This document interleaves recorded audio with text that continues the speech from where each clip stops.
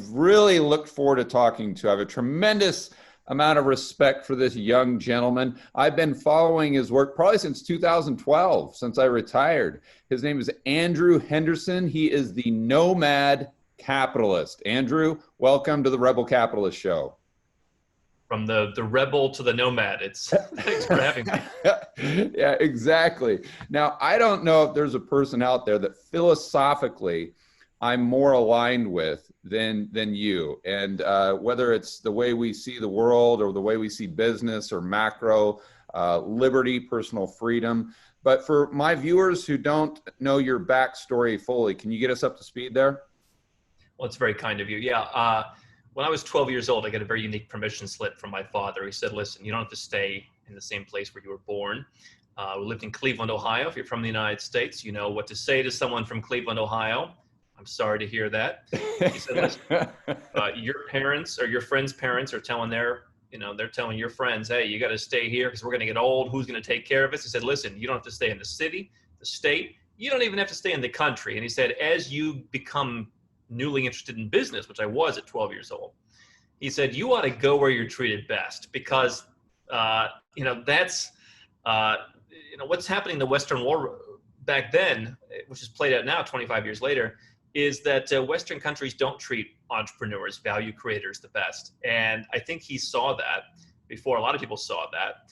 And it was the idea that if one place is not treating you well, you might as well go to the place that does. And so what I've done that's changed in those last 25 years or so is I've said, not only is there one place that will treat you best, but you can slice and dice that up, kind of like a buffet where there's one place where if you've got a bank, that's the best place to bank.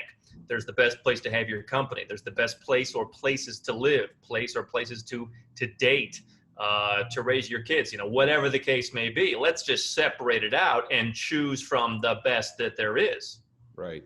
And now you call this your trifecta strategy, or is that something else? Because I've been listening to you talk about that on your podcast. Well, so the 5 magic words, as I've sometimes said, is go where you're treated best, which I think is what our natural human nature is. What I've also talked about is what I call the trifecta strategy, which is people say, well, where is the best place to live? And as I've traveled over the last, I guess this is my 13th year of really doing it with the intent of seeing what the opportunities are in the world, it's hard for me to choose one place. I like a couple of different places. And so what I've suggested is you can have what I call the trifecta, where from a personal lifestyle, as well as a tax planning perspective, split your time up. 4 months here, 4 months there, 4 months here. This year it's kind of harder. I'm in Malaysia. Can't think of a better place that I would want to be for freedom, for just enjoying life, not a lot of restrictions right now. But I can tell you on a given year, 12 months in Malaysia gets to me a little bit. I want to go to Mexico. I want to go to Europe. But I always want to come back. And so I think you can have multiple bests. Yeah. Why do you think it's such a psychological hurdle for Americans as a whole to venture out and to explore, like getting a second passport? And I think I know why, but I'd love to hear your insight because this is your business. I mean, this is what you do. Well, especially for Americans, why is that so difficult? Well, I posted today on some social media. I said, the countdown has now begun until one side of the country or the other in the United States gets to renege on their promise to move to Canada when their guy loses. And it's always like that, years. Right? Oh, yeah. I look at every country as a brand, right? I mean, you look at colas, for example. You've got Coca-Cola, you've got RC Cola, you've got what my mother would buy growing up, like the Sam's Club Cola. They're all brands, right? The United States is Coca-Cola, and it's been around, and people just drink it because that's all they know. They've never tried the Sam's Club Cola. Maybe that Sam's Club Cola is better, who knows? But they try Coca-Cola. And I think so many people around the world are convinced that it's the best country on earth.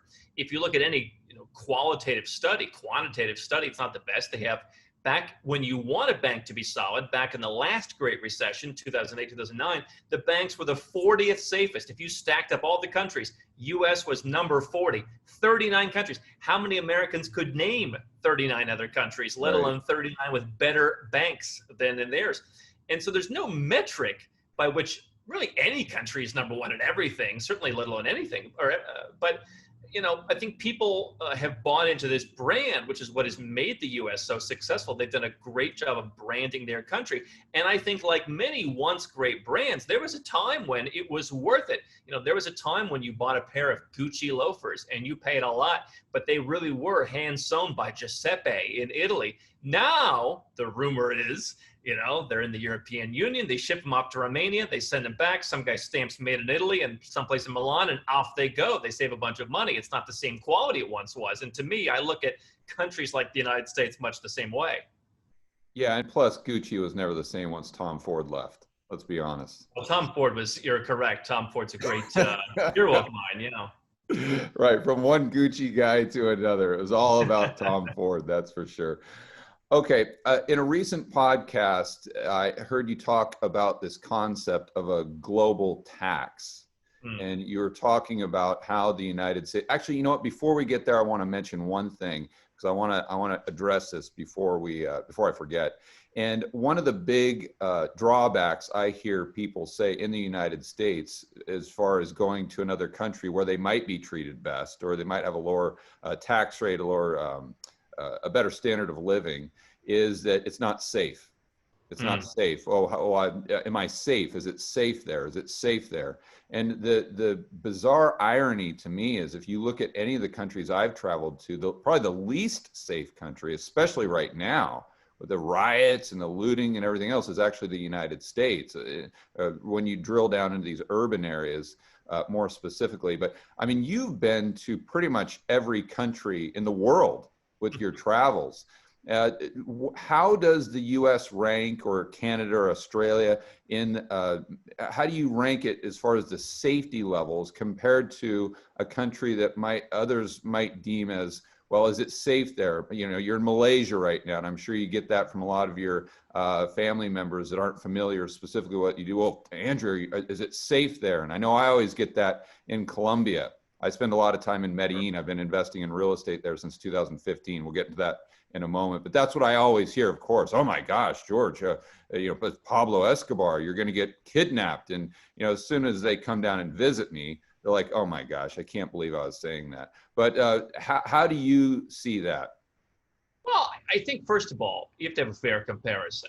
I have a friend, for example, he lives in Chicago, but he'll tell you, I don't live in Chicago. I live in this far, out suburb where everything's pretty safe here. Now, when these protests were happening, I try not to pay too much attention to the news in the U.S., to every detail, but I seem to have recalled that they were talking about they were going to come to the suburbs.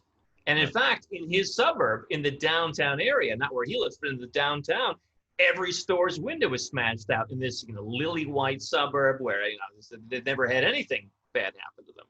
And so I do think it's becoming worse in the United States, and I think it's only going to become worse as time goes on. But I think you have to have a fair comparison.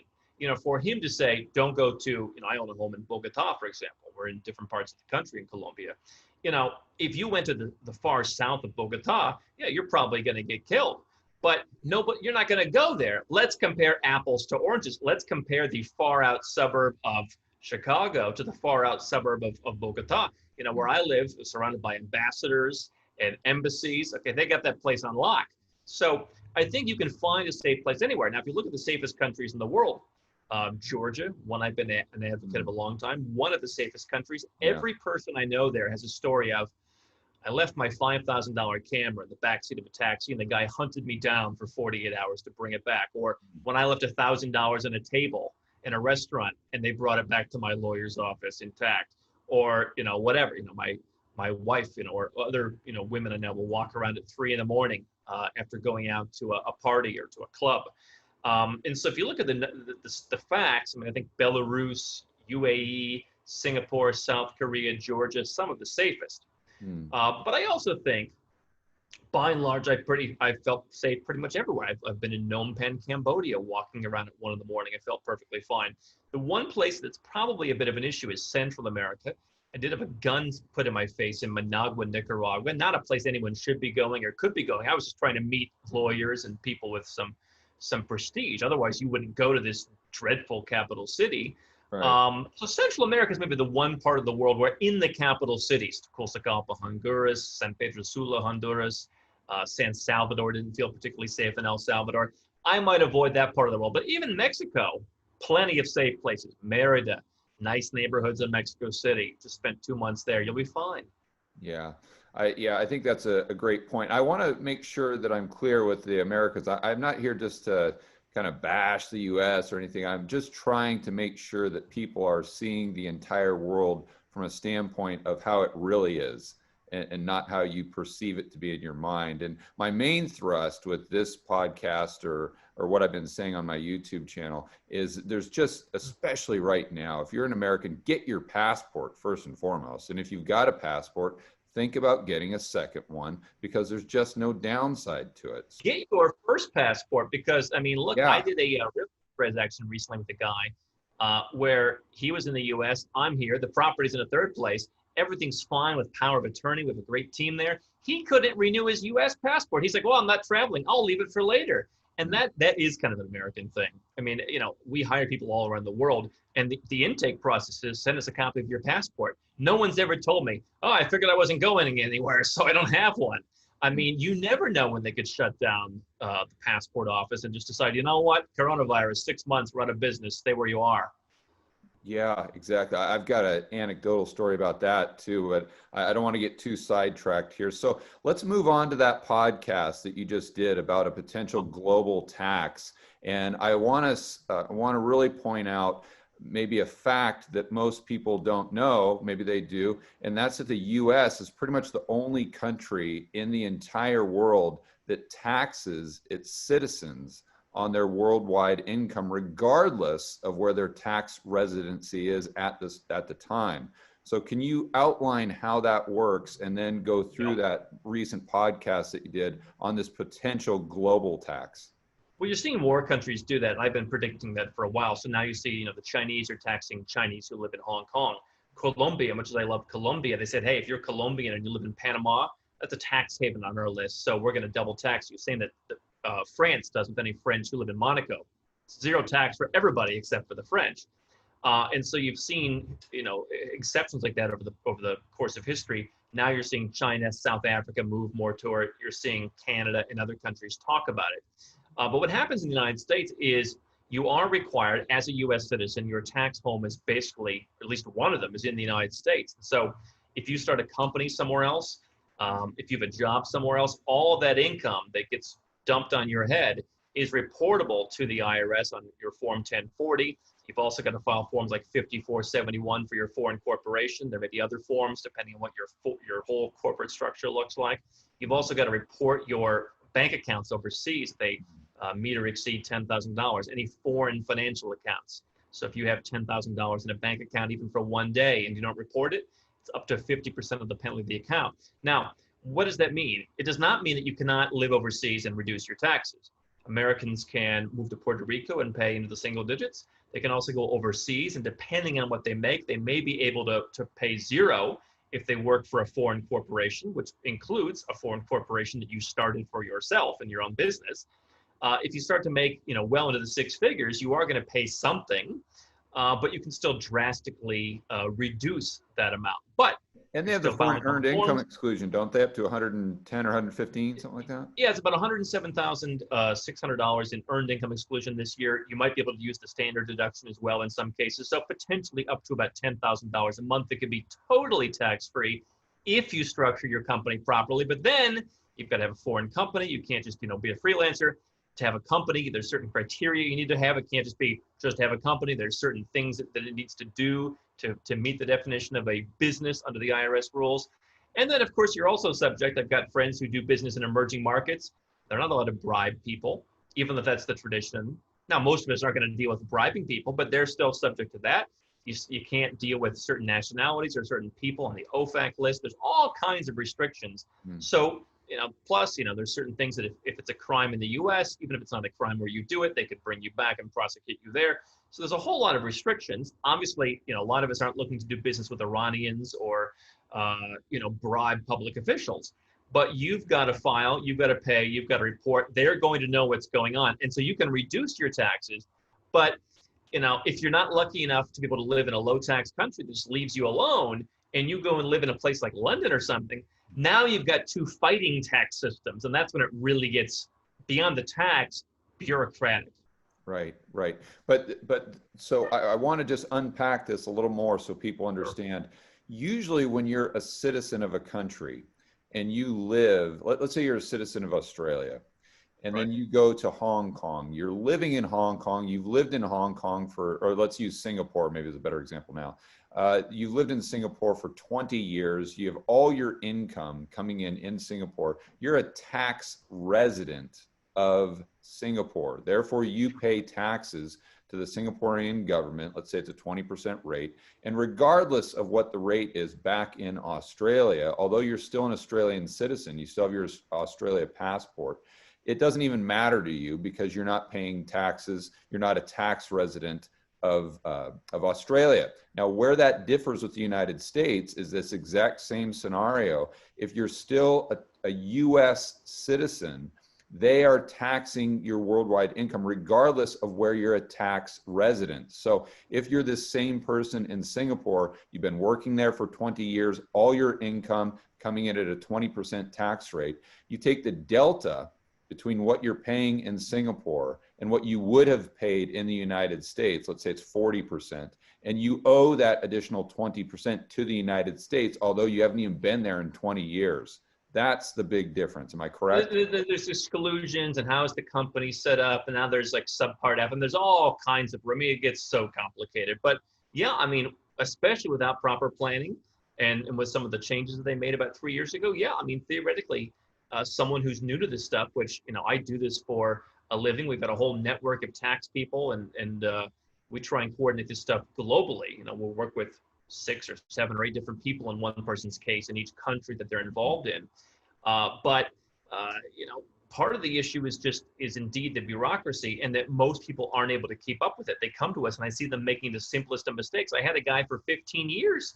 He was living overseas, not in a tax haven. I mean, in Singapore, you can go, by the way, if you have investments outside of Singapore, they don't tax it.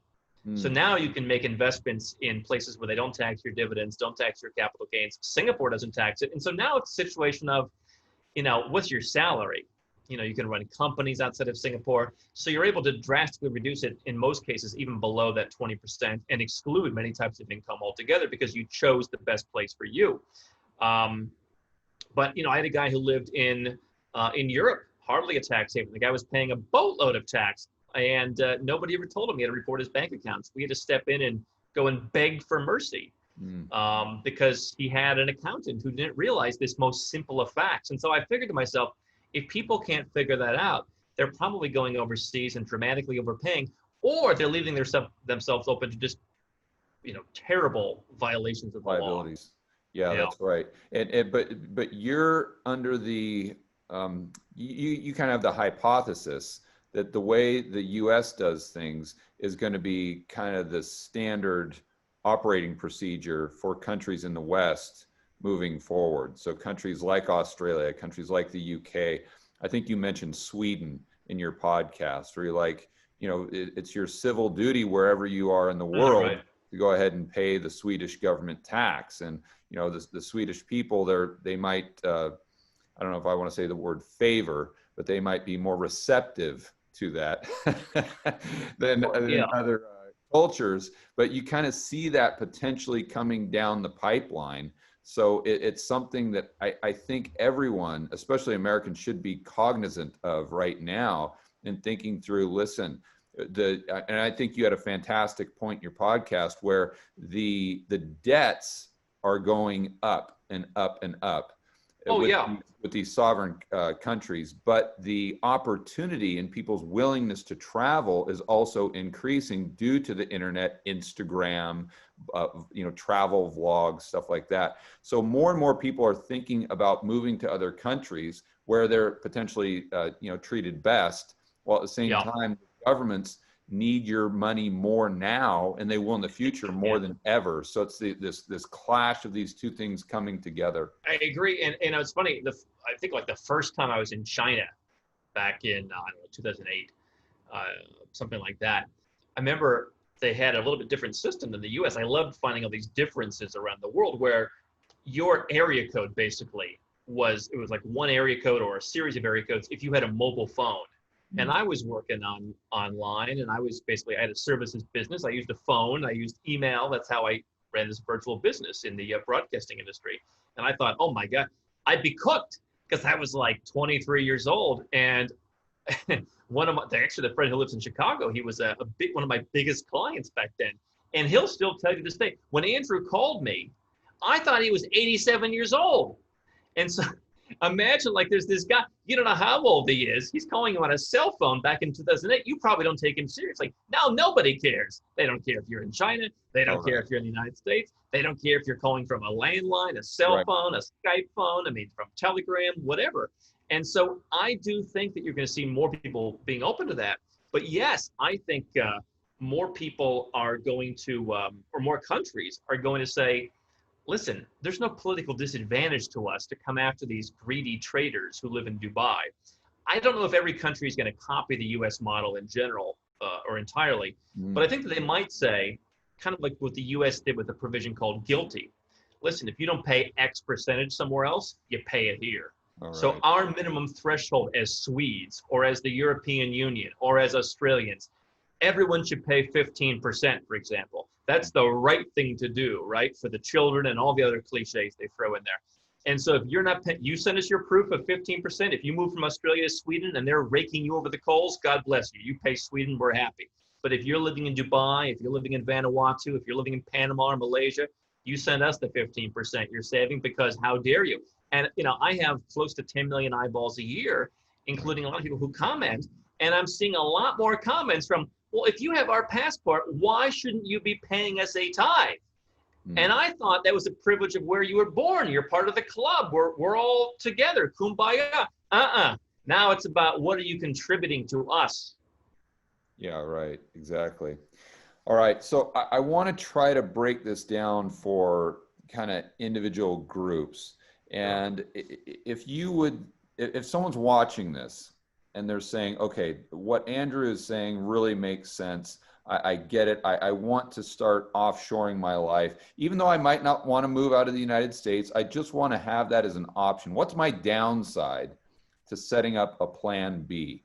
So what's the first thing they should do? Should they go to a country? This is what I suggest, and let me get your feedback on this. I always tell people, listen, just do some due diligence. Look at a country that you think you might like spending time, such as, let's say, Colombia.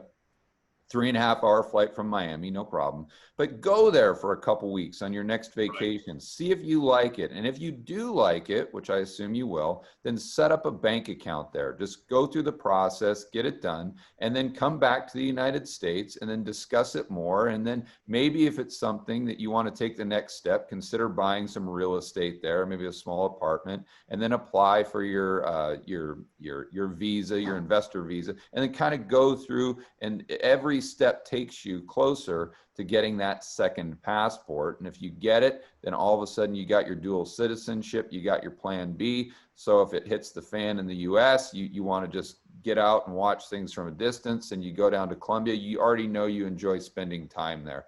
That's kind of taking baby steps, but you're the pro. How do you suggest people do that? And then I want to kind of outline how different people can do it at different income brackets. Say you're making 250 plus, you're making 100, or you're making 50. Well, let me start with just the general idea. I agree with going, and I think one of the great first steps people can do is they can open a bank account. Now, as someone who owns a property in Colombia, and I've been through the process in Colombia, it's often hard to get cash out of the ATM. I mean, I think if you bring a dime into that country, they've got a dog on you. So that's not the place you're going to go and get a bank account. They're very strict there.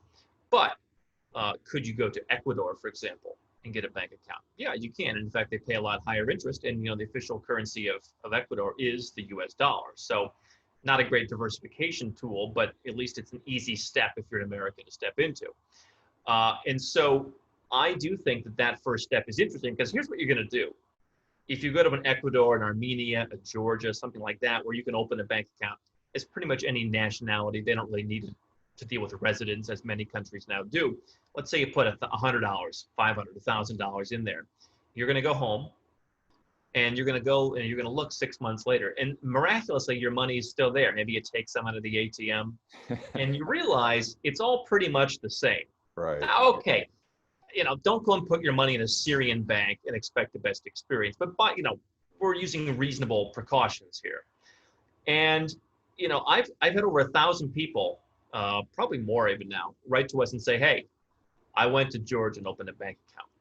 And I go and I talk to the government. I say, listen, do you know how many of these people, they started there and then they went out and then they're thinking about it. And then they came back because they loved the wine. They loved the food. They loved how affordable it was. One comment people tell me about Yerevan and Tbilisi in those countries is, it's a lot better than I thought. And so they come back. And maybe the next time they buy an apartment, I've had people say, oh yeah, I bought an apartment for $200,000. Now, where I think I would change the strategy is, I would look at diversifying it. So Colombia, for example, might not be a bad place to live, and I might buy an apartment there.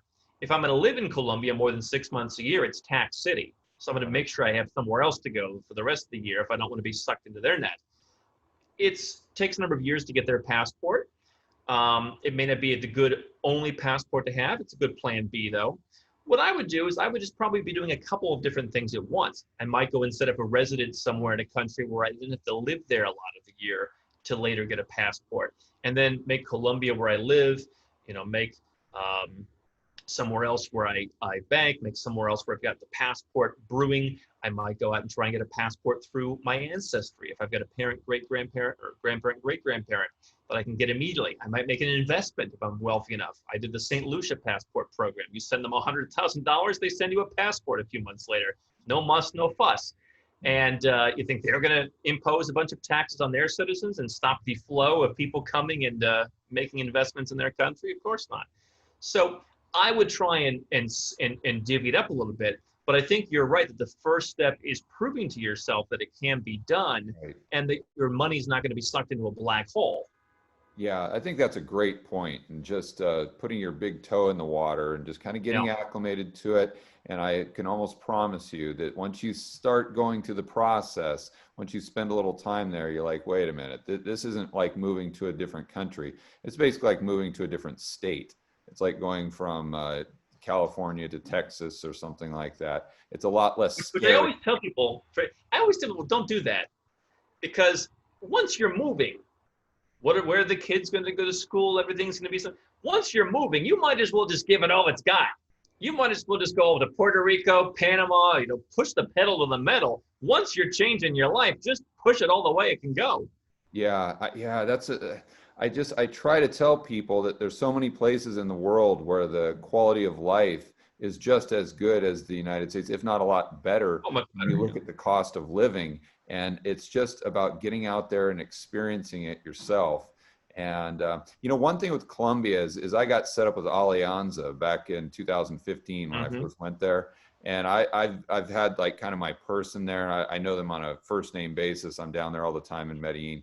And once I got connected to them, setting up a bank account with Banco Colombia, it was just super, super, super easy. But you got to have that in and that person first. If you don't have that, then they're looking at you like, who the heck is that is the thing about the world, right? And this is what I've spent 13 years doing, is building that network. And a lot of people don't know what they're doing, even in their own country. Sometimes I'll go and I know more than they do. And so that's not the person you want.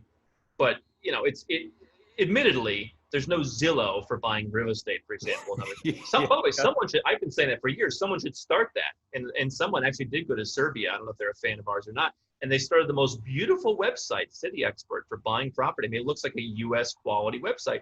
It's very rare in many of these countries. But that opaqueness, comes with a lot of benefits: better lifestyle, lower costs, lower taxes. Yeah, and going back to your real estate point, it creates a massively inefficient market, which if you know what you're doing, you can really leverage that. You can make a lot of money because of those inefficiencies. If you don't know what you're doing, you're going to get your butt handed to you because you're just the gringo coming down there playing gringo prices. And just sometimes that's, who knows, double, triple the price that most of the locals would be paying. I know you've gone over that in a lot of your podcasts as well. And doing business in Colombia, in real estate since 2015. I see it happen constantly. The gringos come down and they just want it to be like the United States. They want it simple. They just want to go online. They want their real estate agent just to show them everything available, and they just want to pick one in the week that they're there and assume they're just paying market price because they go over the comps. They don't realize that maybe 10% of the properties for sale are actually online. And you know how Colombia works. People just put a for sale sign in their window, and you just got to literally walk around to try to find them. But go over how that works and kind of maybe the opportunities that you've seen with real estate in all these countries that are a lot less efficient than the United States. I think they're almost all less efficient, and it can be intimidating. But I think sometimes people are looking for a free lunch, right? I mean, I've gotten pretty spoiled with the relatively low cost of living, and I'm not a guy seeking a low cost of living. I just enjoy that you go to a nice restaurant and it costs a lot less than it would in the U.S. Yeah. But with this, there was a period of adjustment to realizing not everything is different. There's still things I wish were a bit more like the United States, and there's still things I wish the United States were like other places. But there's a lot of money to be made. There's a lot of money to be saved. Now, my clientele that I talk to, they're making from $500,000 a year up to $50 million a year. They have net worths from whatever up to billions. So, I mean, I'm not, I'm speaking to someone for whom just making the move, you'll save millions of dollars in the first couple of years just in taxes, let alone cost of living savings. So for me, I have a friend who runs a business in Cambodia buying properties. He just hires local people. It's, $300-400 a month is a very good salary there, I think now. And they're just calling these for sale signs. And that's how they find apartment buildings for $800 a meter in the middle of the city, in the middle of the capital city, Phnom Penh. Yeah. And, he set up a Cambodian company. People can buy into it because it's hard to own property, or pretty much impossible now to own individual properties like that as a foreigner, but he can own them in this company. And so there was some footwork setting up, but I mean, his returns now are, I think, pretty good for a really core, grade A property. Colombia is the same thing. And, this is something that we do in our business where I tell people bring me, I'll say, hey, let's do your Colombian residence. And they'll bring me some property and I'll say, that's 40% too much because they went to the American guy. Let me be the white guy who goes in fronts with the agents we found on the ground. Because you're right. If it's online, you're probably paying too much. And if it's in English. Oh, if it's in English, you're dead. Yeah. We've talked about this. We've talked about, should we have a service that just helps people only, you don't want the passport, you don't want the bank, you just want the real estate. I think it's worth people, paying some money to get that help. But, whether other people agree, I don't know. But it is a very opaque market in many cases. Yeah. What are your favorite real estate markets right now around the world? I think Colombia is interesting. Obviously, the peso is a bit of concern, but I feel relatively comfortable with Colombia. I think that in Asia, Cambodia is probably the last market that I'm watching. I think it's the one. I think Georgia got a little expensive for my taste. I think it's starting to come back. I'm also looking at some interesting markets that I think could be up and coming: Egypt, Uzbekistan. So those are markets that I think are great values. We could certainly talk about markets that hold their value, markets that are good for rental potential. You bought in Montenegro, didn't you?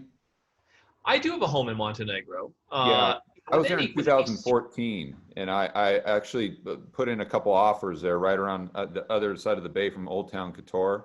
Yeah.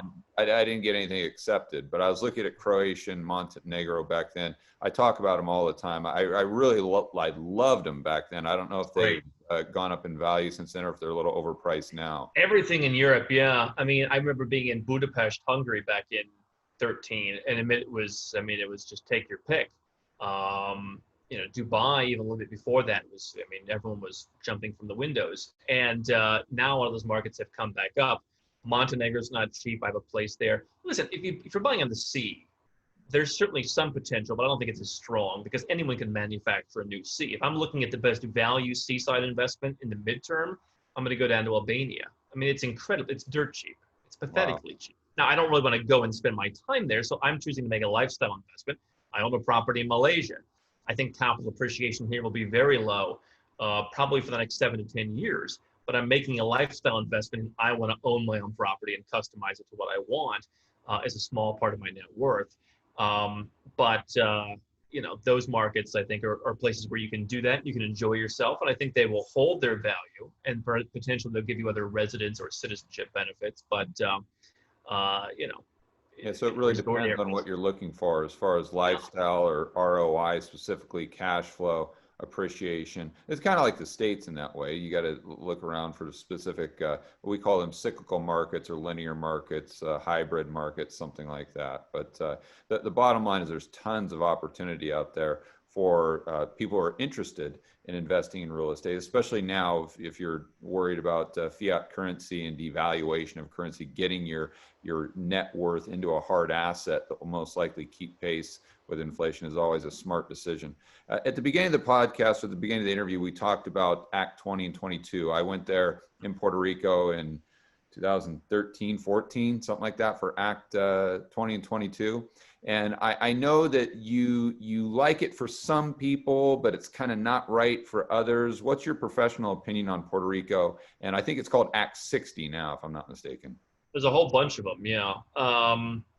They made it more difficult. There's a donation you have to pay to buy real estate now after a couple of years. If you are the kind of person that's in our sweet spot, if you're the seven-figure entrepreneur, I mean, it certainly makes sense because you can go there and you can pay nothing in your capital gains. You can pay in the single digits on your income. Now, there again, whenever you're dealing with the U.S. or its territories, you've got some caveats and how you run the business and how that's set up. And I think people think there's no rules. I had a guy recently who's looking to sell his business. He's owned this business for 20 years, and he was asking about moving to Puerto Rico and holding it for 3 more years and then selling it to take advantage of this 0% capital gains. I said, no, you will get 0% for 3 of the 23 years. So 3 23rds are at 0. The rest are as they were. And so, if I'm starting a brand new business, I'm planning a quick exit, that's the kind of person, maybe you're planning on expatriating from the U.S. at some point, that kind of person may make maybe a good person to go there initially.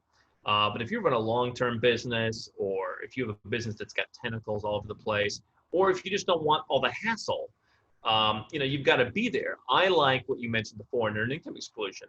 No, I just personally don't like the U.S. To me, Puerto Rico is, I'm afraid to leave the U.S., so this is like the furthest I can get away. Yeah. Again, by the way, if you're a trader and you want to do it, that's fine. I do have some day traders and stuff like that. Most because I did renounce my U.S. citizenship. I think more people who come to me come because they want help on that route, getting the second passport and expatriating. Okay. But for me, why not have the flexibility? You take this foreign earned income exclusion. There's 2 different methods you can use.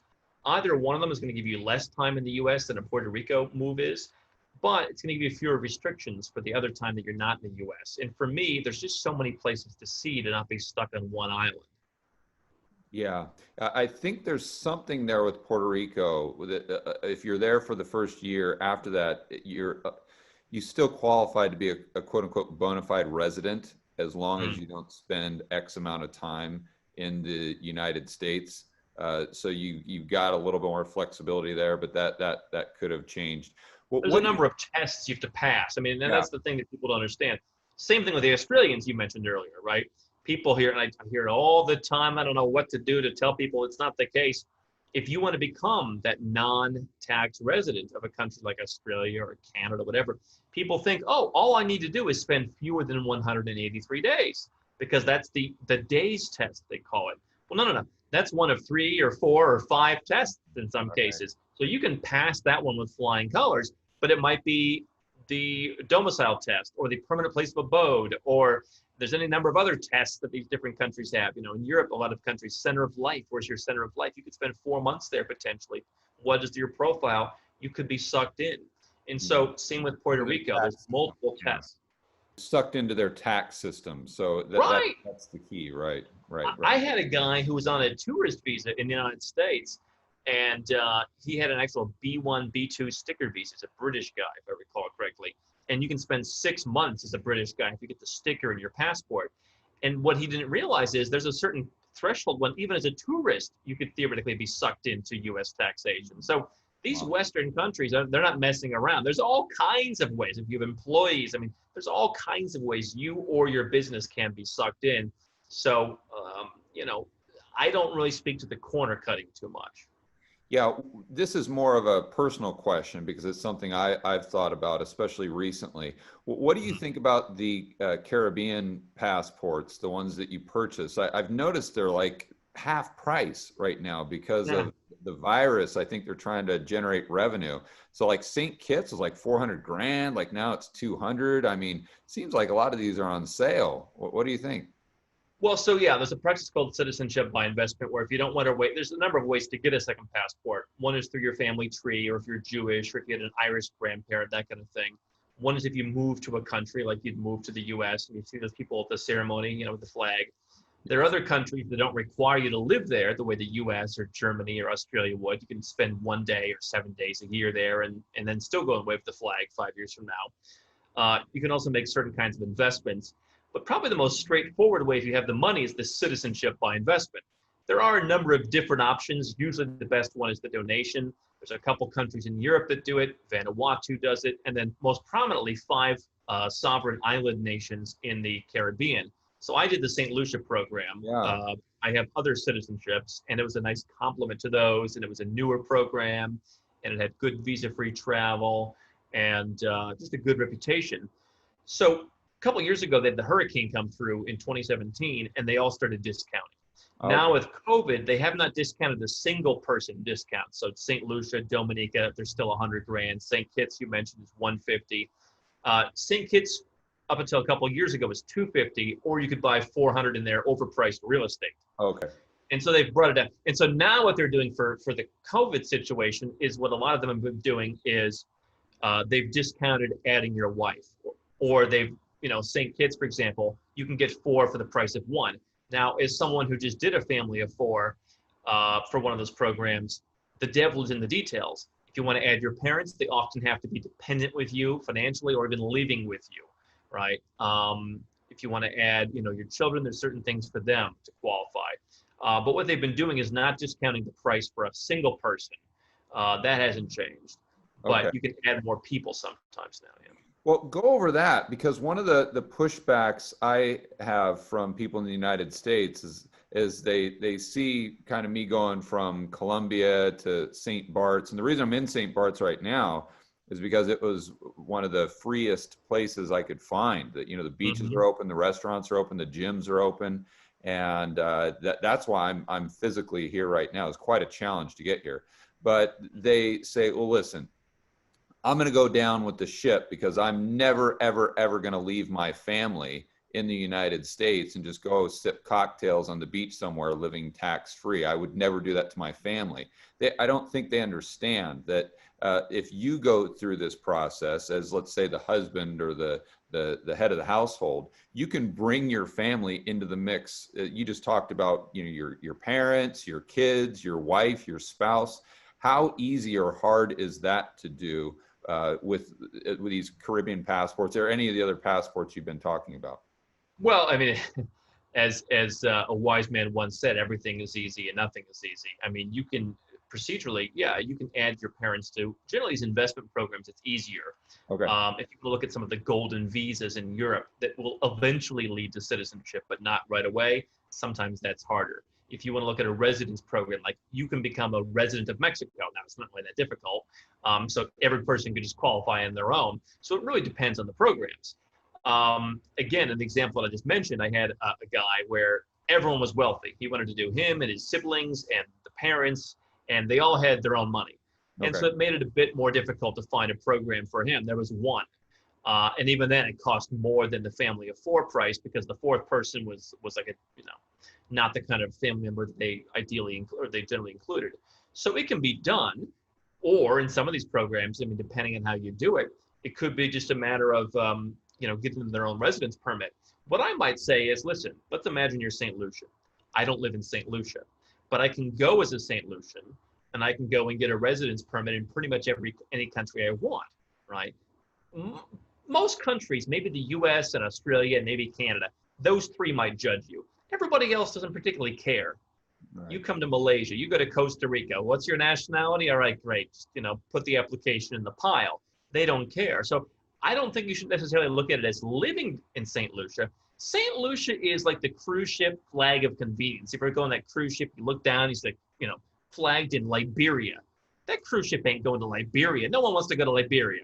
But they can fly the flag of Liberia. As they travel the world, they can take advantage of the very generous laws in Liberia. They can pay people whatever they pay in Liberia. That's the law they work under. And so if you're a St. Lucian, for example, their laws, no wealth tax, no gift tax, no estate tax. They're not heckling you if you want to live in, Myanmar and do business as the Burmese do. Go right ahead. It's not our problem. And I'm not saying it's a lawlessness, but they're just saying, listen, you want to live here, you follow our rules. If you live somewhere else, you follow their rules. Yeah. And so go and be a St. Lucian living in Colombia, for example, and then you can bring your parents down, for example, on a much more easy residence permit. Maybe they can work their way towards citizenship in that residence country. But I think really you want to, again, slice and dice these things into what's the best way to handle each thing. Where you live and where you're a citizen aren't necessarily the same issue, and they don't necessarily have the same pros or cons. Yeah, but I think the main takeaway here is that where there's a will, there's a way. And if you want to, let's say, diversify your political risk, that's how I would say it, or diversify your currency risk, have a plan B. There's a way to do it that's right for you and right for your entire family. Now, it might be different than your neighbor, or it might be different than another person. But there, and it's logistically, it might be difficult, but there is a way to do it if you're working with a pro, such as this guy named Andrew Henderson, the Nomad capitalist. He can make it happen for you for sure. I know we're limited on time, Andrew. Last question here. I want to get your take on what's happening right now with COVID, with the virus, and how this is kind of bringing into the forefront the need to have a secondary passport moving forward. I was just at a cocktail party on Saturday night with a couple of, a young couple. They're just in the process of getting married, and it's the gal is American, the guy is European, and they're pretty much stuck here in St. Bart's because no other country will let her in right now because she only has an American passport, and it's this logistical nightmare where if she just had a second passport like St. Lucia or something like that, it would be much easier to get around and for them to actually get married. So how has COVID brought this into the forefront? Well, being an American these days, it's like Casablanca. I mean, you're just stuck. And what's interesting is how many countries, my theory on everything is people are just trying to check boxes in their life. The guy at the security guard at the mall, the bureaucrat, whatever. They're just trying to check boxes. They're just trying to do things that sound good, feel good. And so when I had a friend who had been out of the United States, he hasn't been back for multiple years, but he left the country he lives in and he couldn't come back because he only had the American passport. They thought, oh, well, you've been living in the US. No, I've been living in another country. I just visited for like a month, a place that was perfectly safe. And now I want to come back. And so he's not a threat, but it's a matter of box checking. The Americans can't come in. The American passport's one of the worst as we speak. Did you ever think the day that you'd ever see the day where a Georgian passport in the former Soviet Union or a Serbian passport in the former Yugoslavia is better than a U.S. passport for travel? Yeah. And when you say better, Andrew, meaning you can get into more countries now with a Serbian passport than you have a U.S. passport. Georgia and Serbia are both better than the U.S. because the U.S. is banned from Europe and those countries are not. And so not only is it the travel issue, but it's also the restrictions. And what kind of new restrictions are they going to impose, i.e., we're closed for an emergency, we're not issuing passports or this or that. So there's all kinds of things where I think what we're seeing is you don't want one set of bureaucrats dictating what happens to you in your life. Exactly. I've known that for a long time when I work with crypto investors, and the U.S. makes it harder and harder and harder to be a crypto investor, a crypto trader. You might as well just forget it. You're a criminal to them.